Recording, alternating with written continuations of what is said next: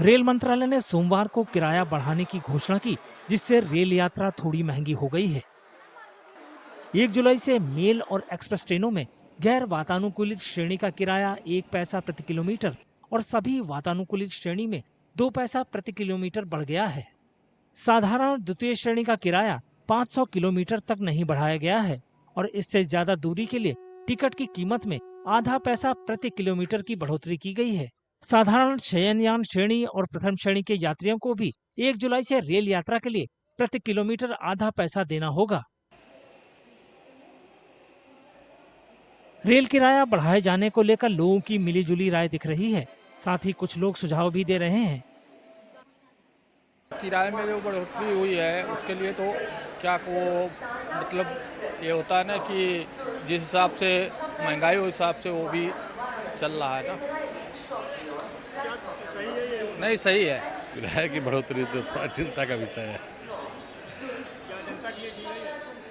किराया बढ़ना तो जनता के लिए कहाँ से अच्छा होगा, लेकिन सुविधाओं में भी बढ़ोतरी हो तो चलो अच्छी बात है। टिकट प्राइजेज देखो ऐसा है न करके जब आपको सुविधाएं दी जा रही हैं करके, तो ये माइनर जो प्राइजेज जो बढ़ाई गई है इस पर हमको इतना जो है बोदर नहीं होना चाहिए करके कि उसको हमें अवेयर करना चाहिए करके।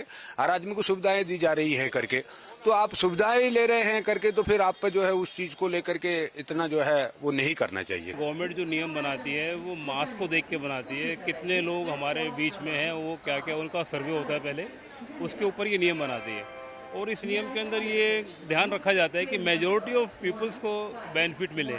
लेकिन जो एक सबसे बड़ा पॉइंट ये है कि जो इस समय पर महंगाई बढ़ी हुई है उसके हिसाब से आम पब्लिक को कहीं ना कहीं विकल्प के तौर पे अगर फ़ायदा मिलता है तो कहीं ना कहीं उनको बढ़े हुए टिकट रेट पर या बढ़े हुए दामों पर उनको कहीं ना कहीं अपने घर चलाने में कठिनाई भी होती है।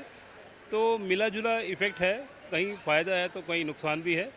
लेकिन पब्लिक के हित में अगर कोई काम हो रहा है तो निश्चित वो सराहनीय काम है, लेकिन पब्लिक कितना अफोर्ड कर सकती है इसके ऊपर ध्यान देना बहुत ज़रूरी है। ट्रेनों में सुविधाएं बढ़ रही हैं, लेकिन कहीं ना कहीं अगर जो टारगेट हमारा जो रेलवे में यात्रा करने वाले लोग हैं वो कहीं ना कहीं ऐसे परिवार के लोग भी हैं जो मुश्किल से अपनी रोजी रोटी चला पाते हैं, तो उनके लिए मामूली से भी वृद्धि कहीं ना कहीं एक चैलेंजिंग होती है। लेकिन अगर रेलवे की सुविधाओं में बढ़ोतरी के साथ साथ रेलवे के समय को सही किया जाए और उसमें जनरल डब्बों में बढ़ोतरी की जाए, स्लीपर कोचेस बढ़ाए जाएं, तो कहीं ना कहीं वो मामूली जो बढ़ोतरी है उसका फ़र्क नहीं पड़ेगा। लेकिन आम जनता कहीं ना कहीं जब देर से यात्रा करती है और उसको यात्रा में पैसे देने के बावजूद भी सुविधाएं नहीं मिलती हैं, तो वो कहीं ना कहीं एक बड़ी चैलेंजिंग और दुखद हो जाती है बातें कि इतना क्राउड्स जो रेलवे में जाता है उनकी सुविधाएं इतनी नहीं हो पा रही।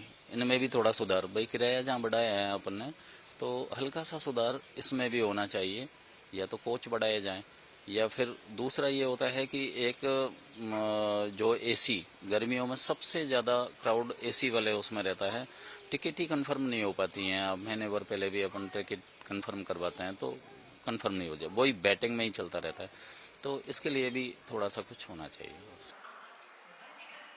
लंबी दूरी की ट्रेनों के लिए आरक्षण चार्ट मौजूदा 4 घंटे के बजाय 8 घंटे पहले तैयार करने के फैसले को लोग सही बता रहे हैं। सुविधा बढ़ जाएगी हमारी, ताकि हम पहले से देख के और अपने यात्रा जो स्टेशन पहुंचने का है उसमें आसानी हो जाएगी।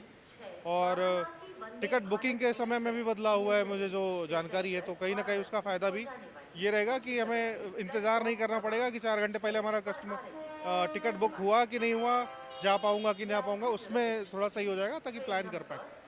नहीं, जनता के लिए तो और भी सुविधाजनक है, ये तो अच्छी बात है। जो 4 घंटे का समय था अब 8 घंटे पहले जानकारी हो जाएगी तो लोग अपने हिसाब से अपनी जर्नी को आगे पीछे सेटल कर पाएंगे, ये तो बहुत अच्छी बात है।